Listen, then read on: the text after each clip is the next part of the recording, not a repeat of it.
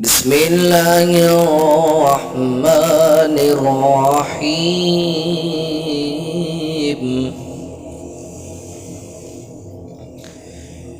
إذا جاء نصر الله والفتح ورأيت الناس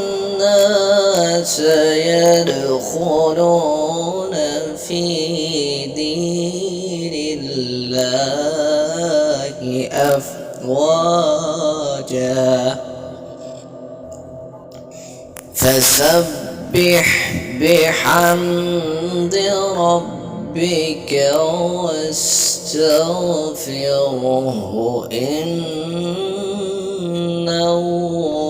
كان توابا.